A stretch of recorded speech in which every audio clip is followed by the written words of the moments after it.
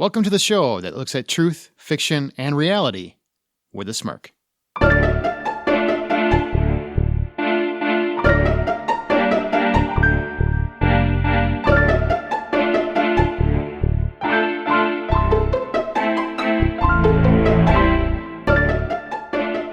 Aaron Peterson. I'm Amanda Sink. And I'm Zack Parkerson. And welcome to Smirk. Each week, one of our hosts introduces an original story, which we then use as a springboard for a spirited discussion on whatever the moral or theme of their story was. This week's turn falls to Zack, Mr. King of Joy. Do you have a happy story for us this time? Oh, it's a tale of utter macabre. What crime is involved in this one? Because typically... It's a one story about crime. There's always some internal family dispute, though. Like, there's always some sort of drama. What happened with your buddy from the one story where he ended up having a fling with both the mom and the daughter, like 15 years apart? Because I would like a continuation of that story. The story's over. The man's moving on with his life. He's got a new girl. All is turn up aces for that guy. Granddaughter? Give him 10 years, The puppy. Ooh. That'd be sweet. Wait, the puppy? Why is bestiality involved in this?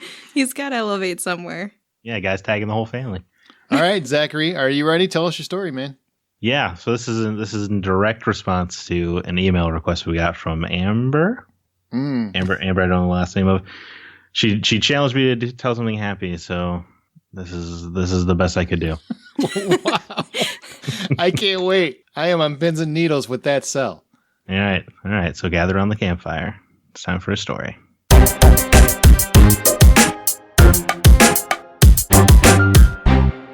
James loves Spider-Man. Who doesn't? It's a timeless story. The scrappy kid becomes full-fledged hero, and he's never a jerk about it. He is the friendly neighborhood Spider-Man, after all. But lately, James has become rather disenfranchised with the character. He was among the few people who realized how profoundly disappointing a movie Spider-Man Homecoming was. The video games have been terrible for years, and let's not even get started on the utter abuse and misuse of the character in the modern storylines of comics. He's kind of become a joke character, a lovable goofball, not the Peter Parker James and many others grew up with. Gone are the relatable concerns of a struggling everyman who wouldn't even join the Avengers because he wanted to look out for the little guys. In was Peter Parker the techie, who relies on his suite of gadgets like some rent-a-cop Batman. He even had, or maybe still has, a multinational corporation in the comics. All that to say, James doesn't find much to get excited about with Spidey these days. Then a brand new video game was unveiled. Developed by legendary company Insomniac Games, the studio behind such classics as Spyro the Dragon, Ratchet & Clank, and Sunset Overdrive, published by Sony themselves for their PlayStation 4 system, putting real money and marketing behind it. James' eyes lit up wide with childlike wonder. The new story has the hits. Peter Parker is finally allowed to be an adult again, barely making his rent, has a serious, if on and off relationship with Mary Jane. It's that classic weight of the world on his shoulders take on the character that endeared James to Spidey in the first place. James is no longer indifferent or angry about the character. He sees a bright spot ahead in the future. Some slight tinge of happiness in his otherwise dark outlook. Spider-Man is finally getting his homecoming, and this time it's the right way. So there's no chance this is a personal story, right? No, yeah, definitely not. No. I don't even know who Jimmy could be. This story was brought to you by Sony's PlayStation 4. Yeah, there you go. Well, okay. What do you think? What do you think the moral of the story is? There's a moral? Zack loves Spider-Man again? I thought it was an ad. Let's see. Amanda, you field that. I'm thinking. You told me to come up with something happy. Hey. This is probably the only thing that makes Zack happy, so it has to do with joy. So life can bring you joy when it gives you destruction in the past. What? I don't well, know. he hated the homecoming because I gotcha. Okay. it wasn't Peter Parker, but now it is again. So now Scar on he my feels foot from that love. movie.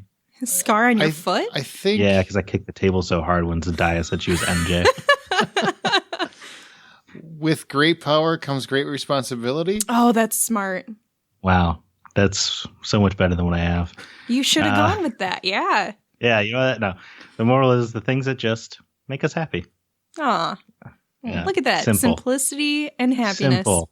Got it. Yeah. See, it feels more like a theme than a moral, but I like it. Or a discussion point. Discussion point. Yeah. Things that make you happy. That was happy. Things that make you. You know what? I'm proud of happy. you. Me or him? You know what? Maybe don't give me not so much you. grief, Aaron. I'm struggling over here. You know how long it took to scour something to put a smile on this face? It took him seriously like 4, maybe 5 months to find something that brought him joy. This is no easy task. Understood. All right. Well, what do you want to talk about? Well- Spider-Man? Yeah, hopefully. Our It's favorite Spidey version. Yeah, who's the best villain, you know? In, Aaron, best villain. in Spider-Man? Yeah, go. I would honestly put it to Michael Keaton. Current. I meant like the best character, just like in the comics. I don't mean like specific. Doc Ock. Doc Ock. Yeah. Amanda? Oh, I don't know. I haven't read all the comics. Say Green Goblin. No, I will not. In the comics is much better. Oh, okay. See, I haven't read the comics, so I don't know. Venom's good too. Yeah, I was gonna say Venom. Yeah. I grew up. I'll in the add era it to of my list. Yeah. Well, guys, have you ever lost complete interest in a property or franchise only to get drawn all the way back in? Yes. This first question. Yes. This one, Indiana Jones, actually. Oh, Crystal Skull did it to you? You know what's funny is I don't hate that movie. And actually, going back to rewatch it, there's parts of it that I really, really like. There's a lot of good things about it. But there's also a lot of things that drove me crazy when I went and saw it. Because Indiana Jones doesn't ride bitch on a motorcycle, number one. The swinging around on the monkey thing, showing the alien. It's just, there's a lot of things. It's like, did anybody stop and actually watch the first 3 before you made this one? Because it felt like you lost touch with what the first 3 were. So I did have a long period of time with Indiana Jones where I was, I think for a while they talked about, should we do a 5th one? Should we do another one? And I'm like, no, just let it be. I mean, I got my first 3. I got my original trilogy. I'm good with that. I can still watch Crystal Skull now and again. And again, I don't dislike it. It just made me not want to see more of that character, which had never happened in my lifetime. Honestly, then George Lucas sold the rights to Disney. Disney started cranking out like hit after hit after hit, and they decided they're going to make one more go round. And then I saw Ready Player One and saw that Steven Spielberg still has it in him a little bit to make some of that magic. And then I remember that George Lucas was probably part of the problem with the Crystal Skull because he kind of got in his own way the last 15 years. Then I got excited again when they announced Indy 5. Putting all that together got me excited in Indiana Jones 5 again. Even though Harrison Ford is going to be 80 years old, people keep bringing that up. I'm like, you really think all these actors are doing their own stunts? I hate to break it to you, they are not.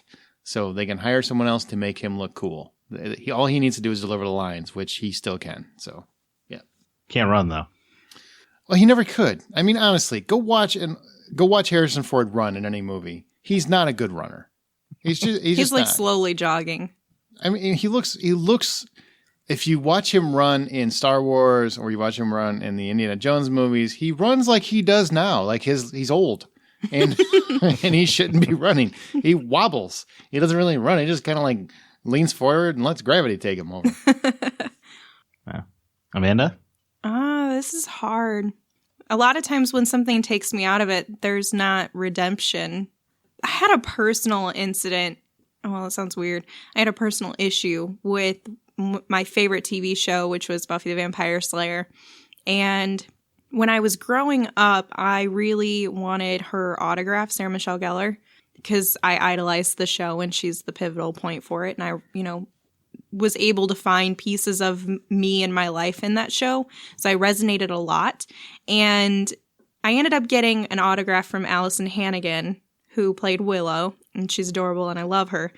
But Sarah Michelle Gellar refused to do autographs, I guess, which I was younger, so I took offense to it personally. Like she's out to get you. Well, just like she's sitting somewhere in a corner going, "No, Amanda, no." No, I was just I mean, it does come across a little. You've gotten all of this you think you're fame. so important. Yeah, you've gotten all this fame, and you can't even sign an autograph for. You're on the WB. You're in Scooby Doo. Simmer down. Now you're doing cook shows.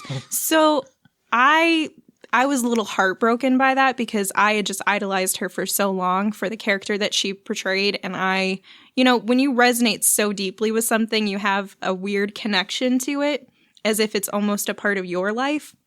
So when I got rejected for that and found out that she was not even willing to do that for her fans, it kind of ruined the image of her for me for a while.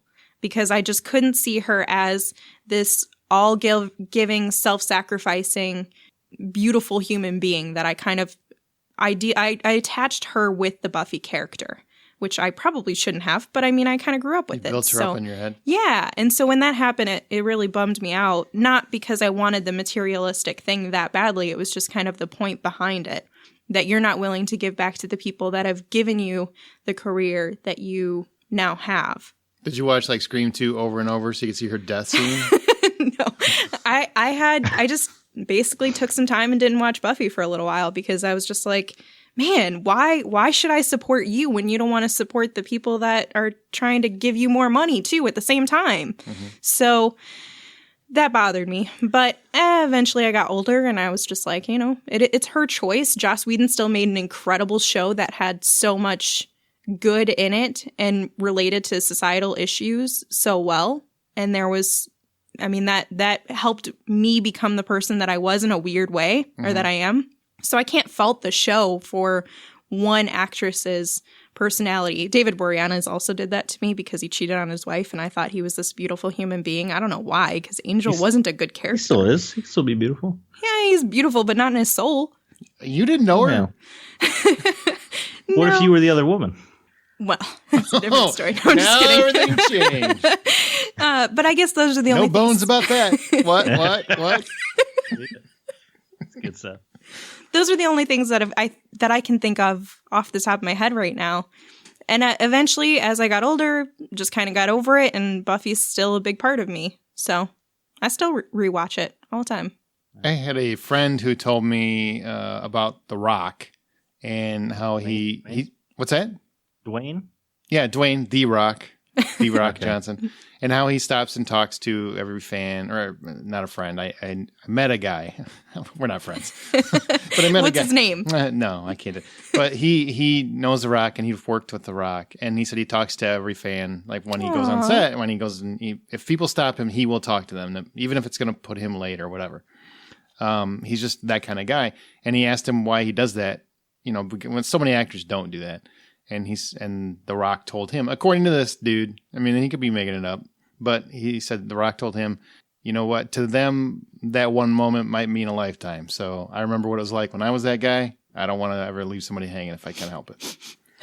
That's what people expect their entertainers to be like. I don't think many of them are. Honestly. No, but that's still really sweet. The ones who go in, they go to the hospitals for the little kids. I know Chris Evans done it before, which is weird because he's got such bad anxiety and stuff. But how do you know that? Does he talk to you about his psychological problems? I wish. Let me help. I love when people talk about the people that they, and, he's talked about it, okay?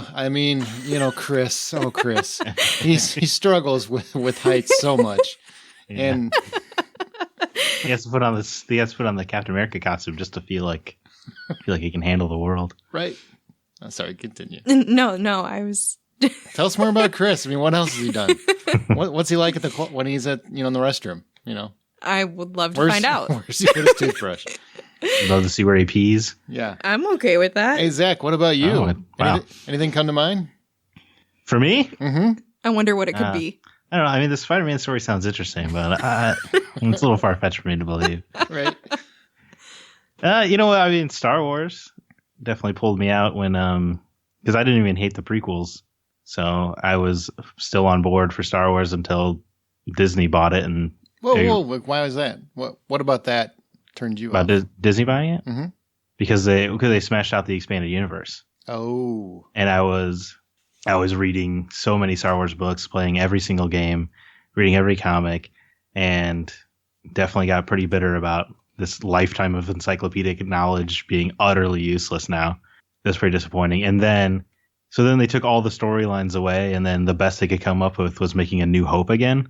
I was like, Star Wars, it's clearly not for me anymore. But then I saw The Last Jedi, and I'm back in. Really? Yeah. Huh. Lit a fire. That's Really, probably because of Kylo, right? Yeah. Well, Kylo was the best part about The Force Awakens and The Last Jedi and Star Wars. He's great. His mask wasn't, though. Can we agree on that? I don't think we can. There's something wrong with you then. If you think that mask was cool. Sweet. No. Oh, Well, it's gone goodness. now, so you got what you wanted. Yeah, thank the Lord. Thank you. Thank you. Finally, all my prayers were answered. That's really all I asked for. But the Last Jedi started feels like there's imagination left somewhere at Lucasfilm. I'm glad you feel that way. I felt like it was a mirror image of events from the original trilogy. I think they subverted those events. I think they just did everything that people thought was going to happen, and then they did the opposite. Yeah, well, that's good. That's cool. You sure? Yeah. All right. Rock on. Come on, I mean, the first Star Wars spin-off movie was the most overtold story of the expanded universe. Can I ask you, as an obviously avid Star Wars fan, how come when people have any kind of criticism about it, they could say, I really like the movie, but there's one thing I didn't like. Do people call them haters and then throw things at them? Why does that happen? Yeah. You're either a hater or a fanboy. There's no in between. Gotcha. It seems like, yeah. I don't agree with that. I'm just saying that's the internet for you. Understood. All right. We should probably get back on topic. Oh, okay. Yeah. Wow, we really covered the gamut there. So what is it about characters like Spider-Man, Indiana Jones, Buffy that find us so intrinsically attached to them? I think when you can somehow place yourself in their position or resonate with them in some way, whether it's a trauma that they've gone through or something that they've dealt with, that they've struggled with, those struggles we can resonate with, or even the way they react to things. We might also see ourselves in that position, or people we know. So I think it's being able to connect that back to your life in some way. Sometimes it's just the inspiration of you admire it so much or you idolize it so much that this is what you want. And you would love to have this life or be, this type of personality and have this kind of wit or humor or whatever it might be. Yeah, it would be cool if we could all just be Mal Reynolds. Yeah. That'd be pretty sweet. I got to be honest, I don't intrinsically see myself in them. I just think, man, that's cool. That's ultimately what it is. I mean, Indiana Jones is my favorite character of all time. Spider-Man's up there, but he's my favorite, and I think it's because when I first saw him, he was a character who was intelligent. He was very smart, so he wasn't like, of that time. He wasn't the Schwarzeneggers and the Rambos. And I love me some Stallone. Oh God! But Stallone's guessing on this podcast. yeah, Welcome. We didn't know you were coming. Let me tell you about my favorite heroes. It's not the same big dumb action guy. He's a very intelligent man, and he's off trying to do good. And his good is different than other movies. He's not trying to save anybody. He's trying to protect something that he finds to be very important to the world. And he wants to preserve it for educational purposes. And I just always found that fascinating. It was a different kind of hero. Mm-hmm. And then he's got a whip and he swings over stuff. And it's like, why is a whip like the one thing you chose? I don't understand. But it works all the time. And he looks so cool doing it. Yes, and he looks awesome doing it. And he runs away from boulders, and he's afraid of snakes. I don't get that one, but I mean, he's just the coolest character ever. I can't think of anybody better. Aw. That's adorable. It is precious. Mm-hmm. Zach? Easy. Well, from it, I want to use James' example of Spider-Man here. And just say, I always, when I think of Spider-Man, it makes me want to be better as a person, because he had some hard issues, but he manages to still care. I can't care about the world, but he can, and every now and then I'm like, boy, I should be more like that. Of course, I don't, but I should. But it makes you at least think about it for a second. Yeah, for a few minutes when Peter Parker saves someone's life, I go, that's a good guy, and then I think about that person probably wasn't worth saving in the first place, though. Peter Parker is a good example because in terms of comic books, he's the best example, in my opinion, because you have a hero who he got all these powers and he didn't. It's selfless from the get-go, always from the get-go. And, the one selfish thing he did, which, it was at the time when Uncle Ben died, or Tony showed up. I don't know. It's not getting a Homecoming. But We've already decided James does not like Homecoming. James is correct. Definitely James in the story was not satisfied with Spider-Man Homecoming. Yeah, James is correct with that one. But the one selfish thing he did, which is that's why Homecoming, people don't get why real diehard Spider-Man fans are so mad about it. That's why. Uncle Ben, the one selfish thing he did affected his uncle. And basically he lost his uncle that night. That's what caused him to be the person he is. He didn't care about impressing anyone ever. Mm-hmm. It was always about doing the right thing and doing it for no other reason than it's just the right thing to do. That's it. And it's a really awesome lesson that they incorporated really well. It wasn't thrown in your face. It wasn't thrown in your face or aggressive or anything. It was just like, this is just part of being a human being. Like bad things happen and it changes you. Mm-hmm. And it can change you for the worse or it can change you for the better. And it changed him for the better. I'm with you guys. That's a pivotal point in his story. Well, apparently he doesn't even need to remember it because he's like, I used to have somebody. I don't remember who he was. Hey, Uncle Tony, how's it going? Yeah, everything Aunt May's been through. Oh, yeah. Aunt I'm really May. hard on her. Yeah. There's a line. We said a line, guys. We did. Sorry, we got off on a tangent. Well, That's okay. let's all get on a homecoming tangent.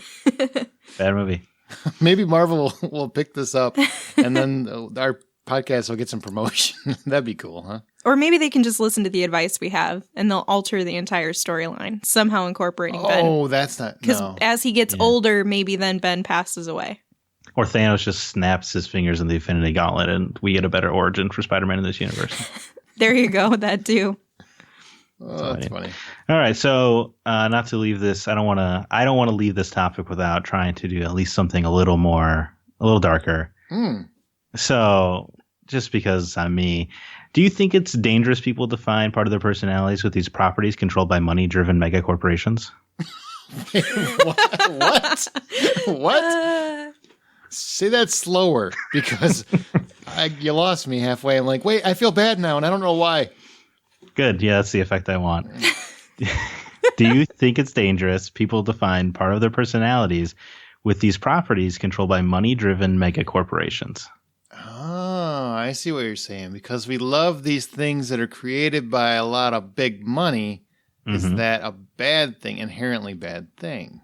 Yeah, we're really signing ourselves over to be dictated by Disney, the biggest entertainment company in the world. We're subjecting ourselves to being controlled in a way because they can do what they want and know that they'll still have us in a way.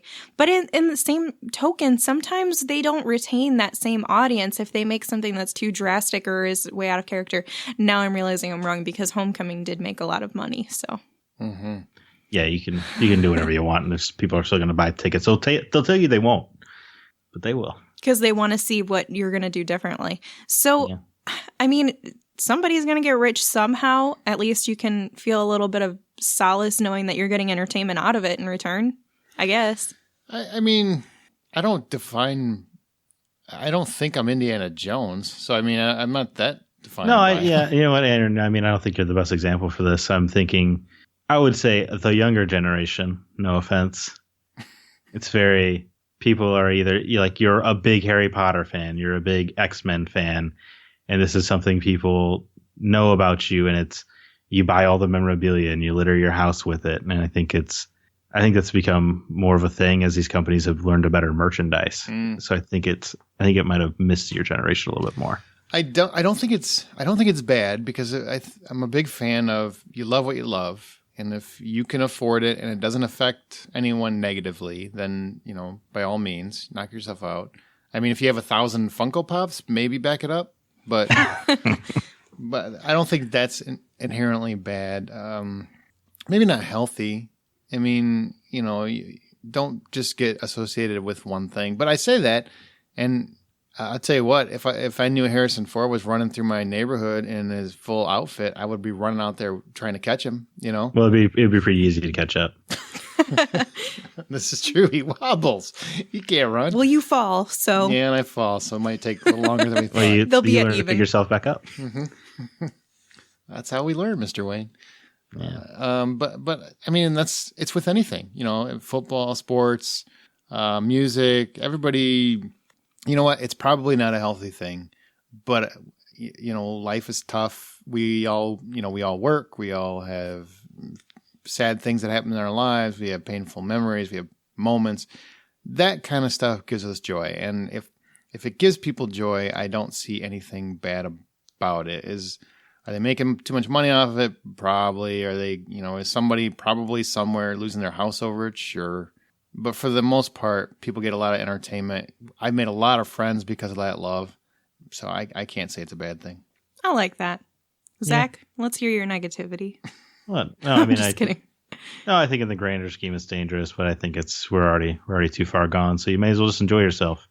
Well, people put their money into a lot of different things that maybe aren't pop culture, but they're still going to indulge in that probably too much in one way or another, whether that's beer or wine or it's sports, going to games or video games. People have some sort of passion or even sometimes obsession that they get indulged into, and somebody's going to profit off of it somehow. No matter what, somebody's going to profit somewhere because, let's face it, they were smarter than us and learned how to profit off of it. Mm-hmm. So more power to them. By the way, buy your Smirk shirt at TeePublic. I prefer companies that do something where they give back and promote giving back to the community in some way, in some sort of charity, or asking their signed actors or whatever to go and do something Children's positive. Yeah. I mean, whatever it might be, or fundraising at one of your sporting events. If you're doing something where you're not just keeping that money at the upper levels and you're actually distributing it back to your community, or even paying your employees really well and giving them benefits, then I can't say that I'm against them when they're doing that. It brings joy. Joy, man. Joy they all sucks. gotta be happy. Hey, what can we ask? Was the story true or false? Yeah. Hey guys, let me know. Truth or fiction? What do you guys think? Whoa. Let me think. Let me ponder. Go ahead. Yeah, if you guys want to check back next week, we can do that. It's gonna take I'm really just distraught trying to figure out if this is truth or fiction. I have no idea whose story it could be. Friction. What? It's friction. Why did you turn into Laura Croft? I don't know. That's a real compliment. Thank you. Not physically. Oh, that's rude. I take offense to that. I think it's 100% true, obviously. So, what's the title of your story? So the title of my story is "There's a Hero in All of Us." I like it. Isn't that a Chad Kroeger song? No, it's a quote from Aunt May in Spider-Man 2. You don't remember the scene? I do, but do you don't remember the Chad Kroeger song? No, I don't even know who that is. He's the Nickelback guy. He's like, and a hero and save us. Yeah. Dun, dun, dun, dun. Away. Yeah, that one. Yeah, no, it was a big deal in 5th grade or whatever. Sure was. Oh, it's funny. All right. Well, that was a lot of fun. So thanks for bringing back your memory that we all knew was obviously your memory, because it sounded like you were just in your bedroom looking around going, Spider-Man, yay. As our show goes, we will occasionally pick listener stories to read and discuss on Smirk. If you'd like the chance to have yours read, email them to mystory@smirkpodcast.com. You can join the conversation by joining our Facebook group, or follow us on Twitter @SmirkPodcast, and be sure to use the show's hashtag Smirk. Don't miss an episode. Be sure to subscribe on Smirk, or subscribe to Smirk on your podcast app of choice, and check out our website at smirkpodcast.com. I do want to say, find this episode's post on Facebook or Twitter and let us know who your favorite character was. I'm kind of curious what do you relate to? What are you selling your soul to the Disney store or whoever for? What makes you happy? Or that. Yeah, you know what? I want to know what makes people happy. You do? Yeah, so I can single-handedly, I can just piece by piece destroy everybody. Jesus. It's time to wrap this one up. Well, as you write your own life story, remember to tell it with a smirk.